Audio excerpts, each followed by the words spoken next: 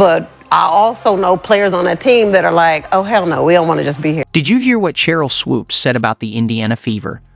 She claims no one wants to play for them, but is that really true? The Fever are making big moves. Kelsey Mitchell is back, and more players are eager to join. So why is Swoopes missing the mark? Let's break down why the Fever are on the rise.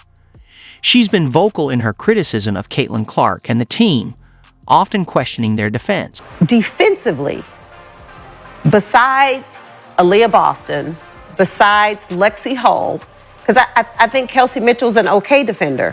Lexi Hull, is a dog on the defensive end. Yeah. But besides those two, I worry about the defense. Because to your point, come playoffs, you got to be able to guard somebody. Swoopes believes the team is all offense and no defense, but is that really the case? The stats suggest otherwise. The Fever have been putting in the work on both ends of the court, and the results are becoming evident. With Caitlin Clark joining the squad, the spotlight on this team is only going to shine even brighter. What I don't see is who is that other guard, right? Because the guard they bring in is Erica Wheeler. Yep.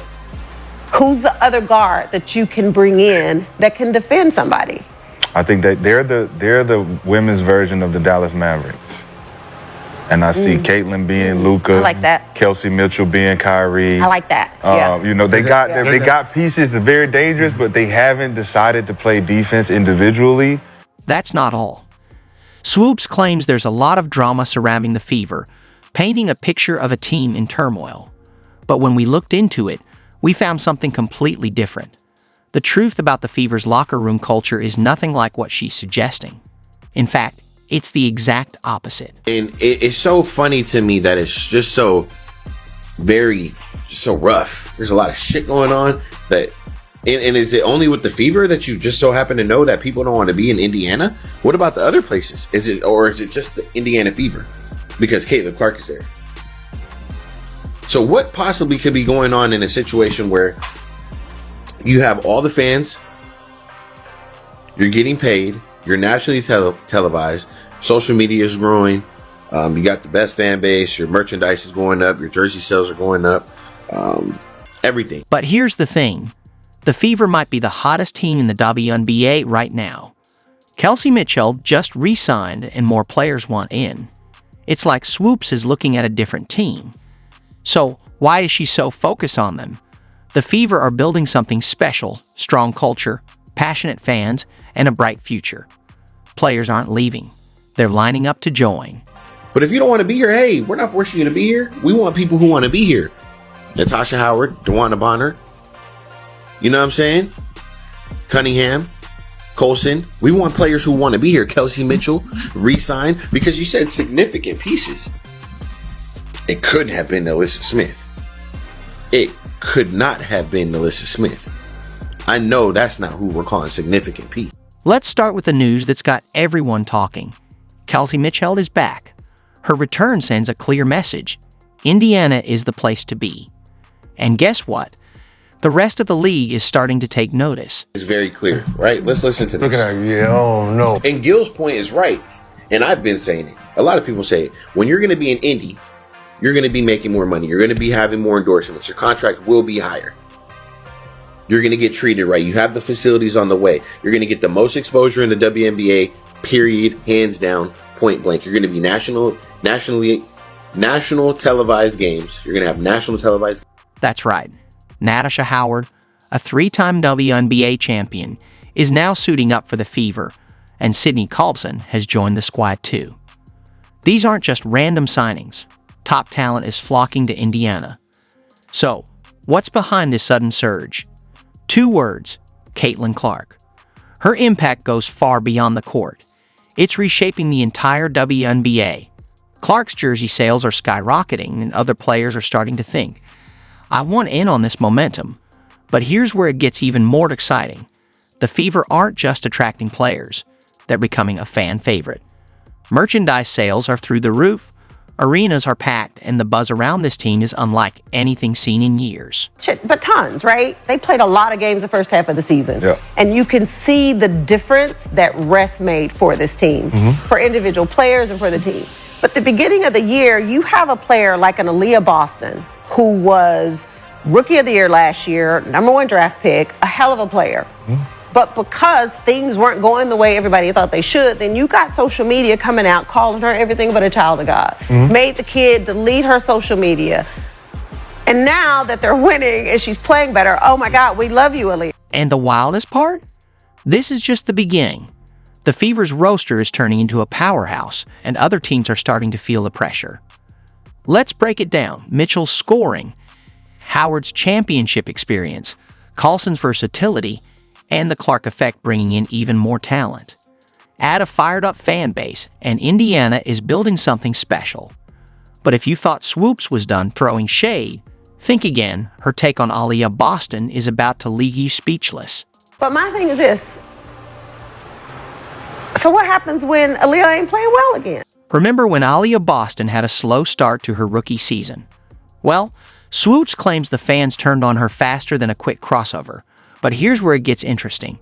She says that as soon as Boston started dominating, those same fans were suddenly all in, chanting, "We love you, Aaliyah."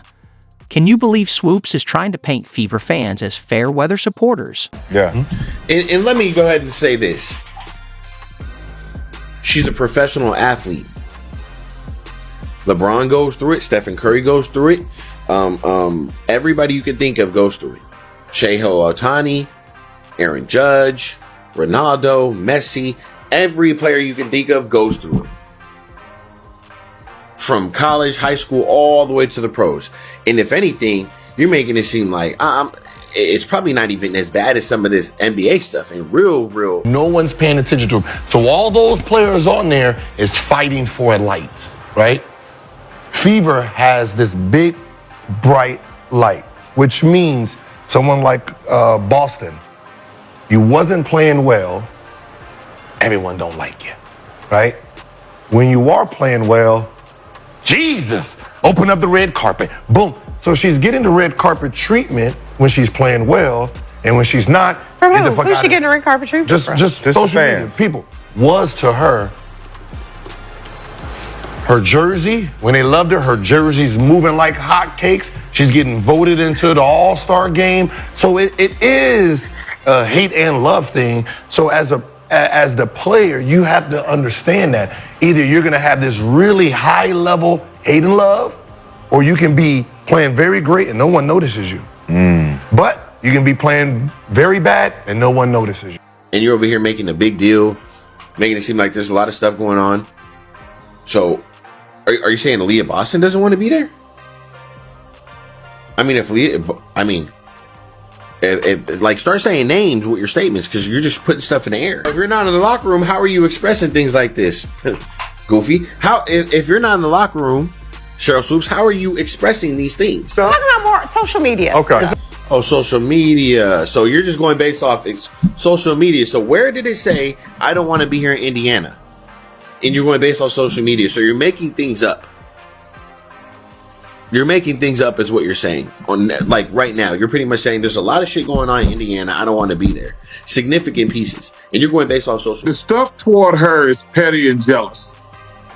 And the thing I love about her, she never says a word. There was a report that came out from the boardroom saying that since the start of the regular season, sales of WNBA merchandise are up over 500% versus the same period last year, with fan gear sales over the first half of the season at the highest in league history. Player-specific merchandise, including jerseys and t-shirts, have seen a staggering 1,000% increase in sales. Additionally, sales of league-specific merchandise like the popular orange WNBA hoodie are also up 200%. The top-selling WNBA player merch, Caitlin Clark, #1 in jersey sales, Angel Reese 2, Sabrina 3, Kate Martin 4. The Fever did not come to play. They are on a mission to win now, like 2025 championship season incoming. They were so quiet during free agency. And in the past 24 hours, boom, boom, boom.